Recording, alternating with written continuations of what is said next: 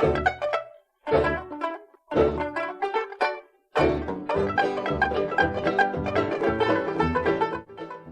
everyone and welcome back to Scandinavian Design 101. I'm Sanna. I'm Andreas and we are two Swedes and we love design. Yes we do, and in this video we're gonna go in depth and talk about the many molded plywood shell chairs designed by the Danish architect Arne Jacobsen. Not just the Ant, the Seven and the Grand Prix, but also the somewhat lesser known ones, the Tongue, the Mosquito, the Tea Chair and the Lily. Yeah. Guess you've seen most of them before, but anyhow, we'll show you the different models and give you the history behind them. Let's get into it. Yes. In the early 1950s, Arne Jacobsen needed to design a cheap yet durable chair for the canteen at the Novo pharmaceutical company, a large architectural project he was working on at the time.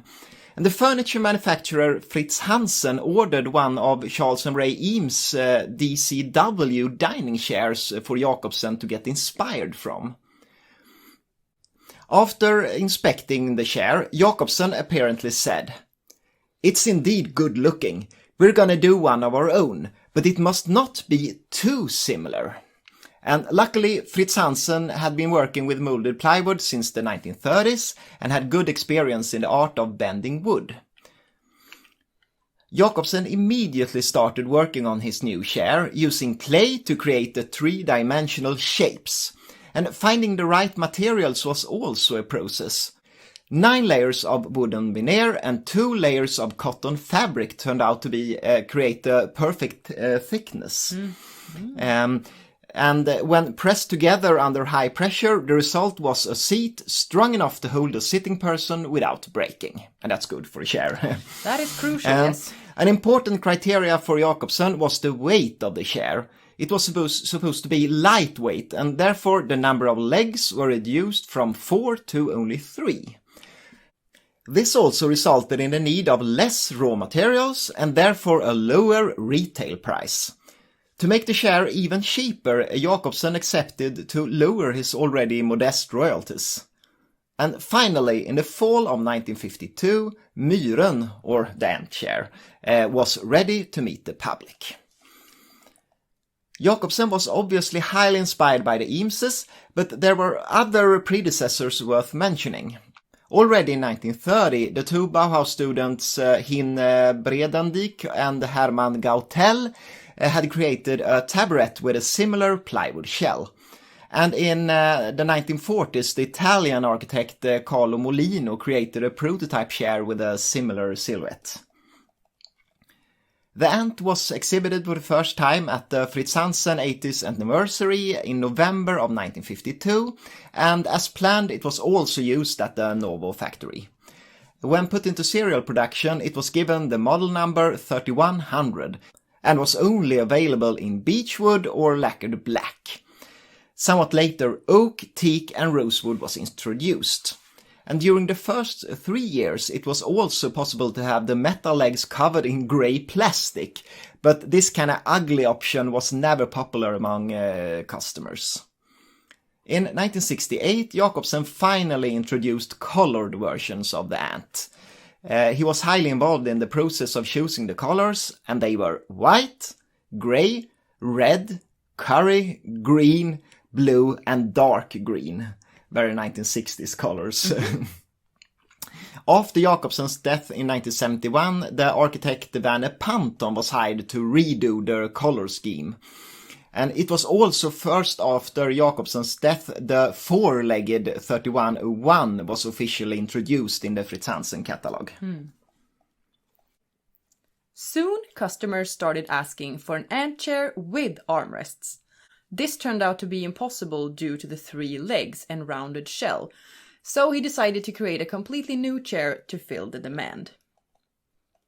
Using 4 legs instead of 3 was an obvious choice, and the plywood shell was shaped to make place for a pair of armrests welded onto the metal frame. The result was chair 3207, the 7, first exhibited in Sweden in the summer of 1955 at the H55 exhibition. It's interesting to note that the 7 was made to be an armchair, but the version without armrests, model 3107, immediately became a huge commercial success. The 7 soon became a whole system of different chairs, among them the well-known office chair on casters. At first it was available in oak, teak, rosewood and black, but soon also an upholstered version, making it more comfortable. The 7 is definitely Jacobson's most popular chair, and millions of them have been produced over the years. Yes. And in the mid-50s, Jacobson was commissioned to design the new Munkegård School in Gentofte, just north of Copenhagen. And for this project, Jacobson developed 2 new chairs, the Tang and the Mosquito, both finished in 1955. The first chair differed quite a lot from the Ant and 7. It wasn't stackable, and the minimalistic shell lacked the characteristic waist seen on the Ant and 7. The chair, nicknamed Tang, was obviously inspired by a plywood chair developed by Charles Eames and Eero Saarinen for the 1940 design competition Organic Design in Home Furnishings, arranged by the Museum of Modern Art in New York.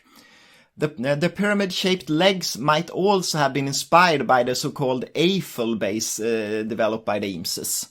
And commercially, the Tang wasn't successful, and frankly, it's not that great looking. Kind of boring. Yeah. And it's a disgusting name. Yeah, it's a very... yeah. I don't want to sit on that. No. And for the Munkegård School, Jacobson also designed a second school chair, the Mosquito. And it was produced in 3 different sizes to suit the children of different ages as well as adults. Aesthetically, it's similar to the 7, but somewhat neater. And when put into serial production, it was also available as an office chair. And production was discontinued already in 1974. And since 2014, it's yet again in production, and this time by the Danish company How, I think they are pronounced. Why not H-O-W-E. Fritz Hansen? I'm not sure. This is very strange. Yeah. But they are producing, they are also producing the Tang. So it's just these 2 chairs for the Munkegård School. Weird. Yeah. Jacobson was criticized by the physician Egil Snorrason, who claimed this chair weren't ergonomic enough. No. According to Snorrason, the back support just wasn't sufficient. Jacobson listened to the critic, and the 2 men decided to design a new chair together. And the result was the 3103 T-chair finished in 1957. The T-chair is a rugged sibling to the 7, not as elegant and much more robust. The backrest is bent to support the lower back, as ordered by Snorrason. The chair was included in Fritz Hansen's range of school furniture and made available in 3 different sizes to suit all school children. And it was also available as an office chair. Production was discontinued in 1974. Yes. And our favorite among the chairs by Jacobson is by far the 4130 Grand Prix, designed in 1957. The shape is somewhat of a hybrid between the 7 and the T-chair. The spectacular thing with it was the wooden legs that gave the chair a completely new look. It was awarded a Grand Prix at the 1957 Milan Triennale, hence the name. Yeah.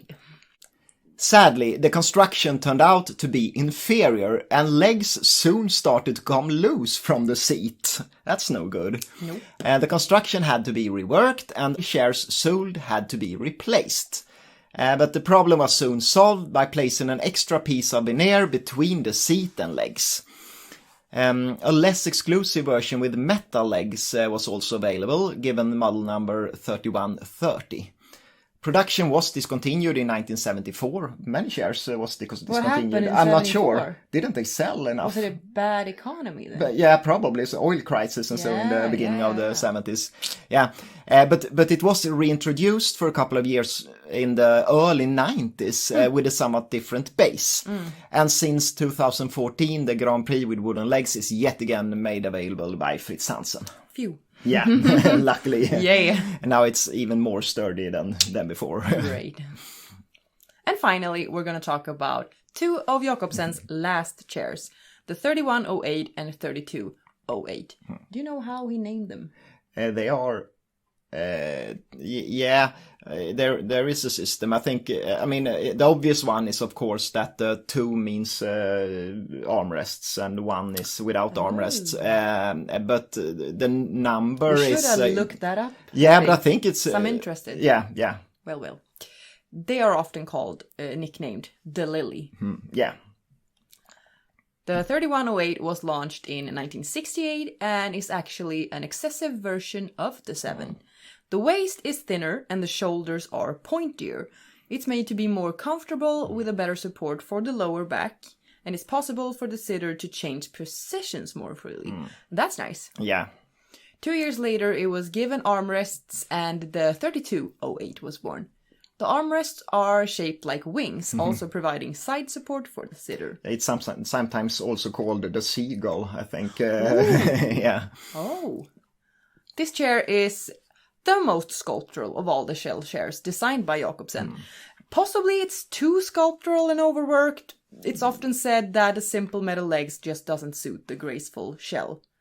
And they don't really. It's no, a bit, or is the contrast cool? Perhaps. It's up to you to decide. Production turned out to be difficult and not least costly, with a lot of waste.